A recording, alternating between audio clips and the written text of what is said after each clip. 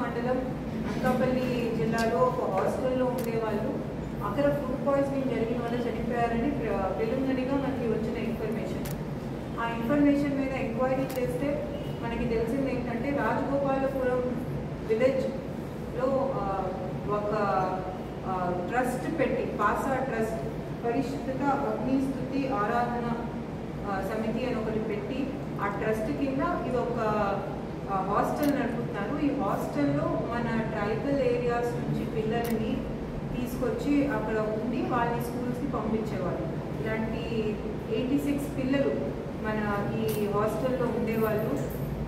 ఈ పిల్లలందరినీ కూడా ఇమీడియట్గా మనం ట్రేస్ చేసి వాళ్ళ ఫోన్ నెంబర్స్ ఐడెంటిఫై చేసి వాళ్ళ పేరెంట్స్కి ఫోన్ చేసి అందరినీ కూడా మెడికల్ ఫెసిలిటీస్కి తెస్తాం జరిగింది.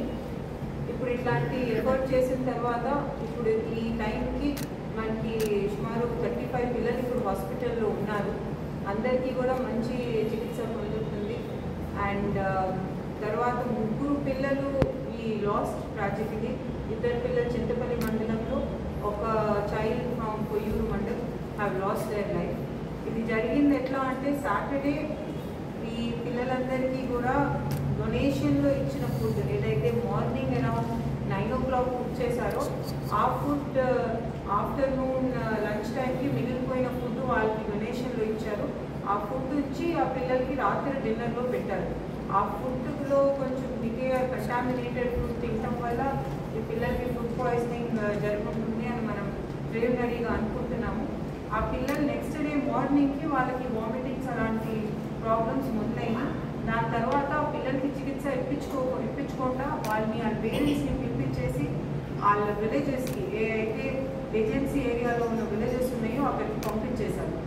సో దానివల్ల ఆ పిల్లల సిచ్యువేషన్ ఎంత సీరియస్ అయిపోయి ఇలాంటి పరిస్థితి వచ్చింది. సో ఇలా చేసినందుకు ఎవరైతే ఆ ట్రస్ట్ నడిపే అతను కిరణ్ కుమార్ అనే అతను ఉన్నారో అతని మీద మనం culpable homicide not amounting to murder అంటే 304 పార్ట్స్ పాత ఐపీసీలో ఇప్పుడు 105 BNS సెక్షన్లో కేసు నమోదు చేసి అతను అరెస్ట్ చేశాం. ఆల్రెడీ అతను అరెస్ట్ చేస్తాం జరిగింది.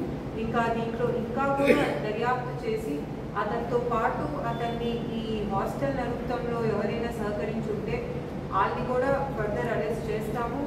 అండ్ మిగతా అన్ని విషయాలు కూడా అసలు ఈ హాస్టల్ ఎట్లా నడిపారు, ఆ ట్రస్ట్ ప్రాపర్ రిజిస్టర్డ్ ఉందా లేదా అన్నీ కూడా మేము వెరిఫై చేస్తున్నాము. వచ్చే రోజుల్లో అతనికి శిక్ష పడేలాగా గట్టిగా ఇన్వెస్టిగేషన్ చేసి తొందరలోనే ఛార్జ్షీట్ కూడా ఫైల్ చేస్తాం.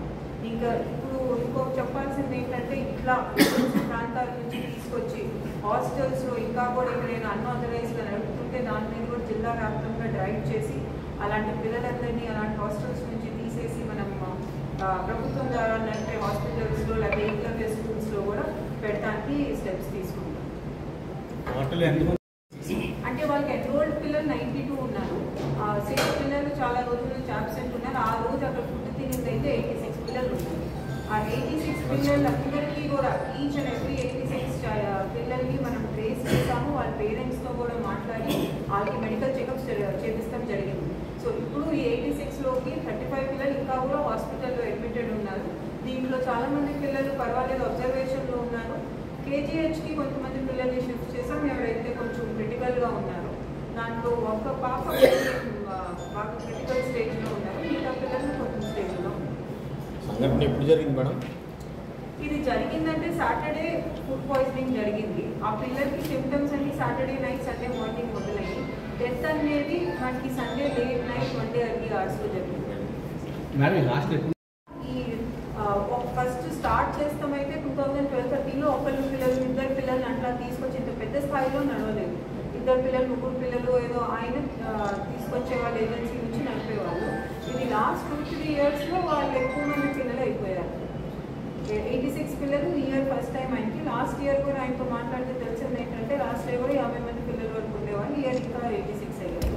ఆయన దీన్ని ఒక ట్రస్ట్గా కూడా తర్వాత రిజిస్టర్ చేశారు. హాస్టల్ అకామిడేషన్ అదంత మంచిగా లేదండి. అది ఒక సింగిల్ షెడ్ ఉంది. నేను చూసాను. అది ఒక జస్ట్ ఒక సింగిల్ షెడ్ ఉంది. దానికి ఇంకా కొన్ని వాష్రూమ్స్ ఉన్నాయి. అంత మంచి అకామిడేషన్ ఏమి కాదు. ఒక ట్రస్ట్ ఈయనే ఆ ట్రస్ట్ పెట్టారు. దాంట్లో ట్రస్ట్ మెంబర్స్గా వీళ్ళ ఫ్యామిలీ మెంబర్స్నే పెట్టారు. 86 మెంబర్స్ కూడా ఉన్నారు. కానీ దాంట్లో కొంచెం సివియర్గా సిమ్టమ్స్ కొంతమందికి అందరికీ వాళ్ళకి ముందున్న హెల్త్ కండిషన్స్ వల్ల కొంతమంది పిల్లలు ఎనిమిదిగా ఉన్నారు, కొంతమంది పిల్లలు అయినా వాటర్ తీసుకోలేరు. దానివల్ల కొంతమంది పిల్లలకి ఎక్కువ సిమ్టమ్స్ వచ్చినాయి, కొంతమంది పిల్లలు తక్కువ సిమ్టమ్స్ వచ్చినాయి. పాస్ ఐపీసీ అంటే భారత్ న్యాయ సంహిత కొత్తగా వచ్చింది, అది 105. అండ్ పాత దాంట్లో 304 పార్ట్ 2 అంటే ఇది culpable homicide not amounting to murder. అంటే మర్డర్ అంటే ఇతన్ని చంపేద్దామని ప్లాన్ చేసి వెళ్తే మనం 302 వేస్తాం.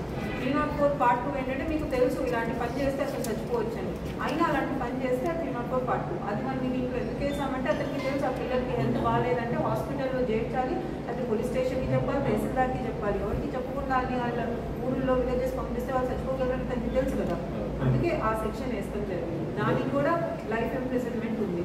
సో అతన్ని ఇది కాకుండా మనం మళ్ళీ ఇప్పుడు మన ఇన్వెస్టిగేషన్లో అతను అన్ఆథరైజ్డ్గా హాస్టల్ నడిపినందుకు, అలాగే ఆ ట్రస్ట్ ఏదైతే ఉందో అది ప్రాపర్గా రిజిస్టర్డ్ ఉందో లేదో ఆయన్ని చూసి దానికి సంబంధించిన సెక్షన్స్ కూడా యాడ్ చేస్తాం. ఇవాళైతే అతను అరెస్ట్ చేసింది 304 పార్ట్ 2లో అరెస్ట్ చేస్తాం. రేపు పొద్దున కోర్టులో ప్రొడ్యూస్ చేస్తాం.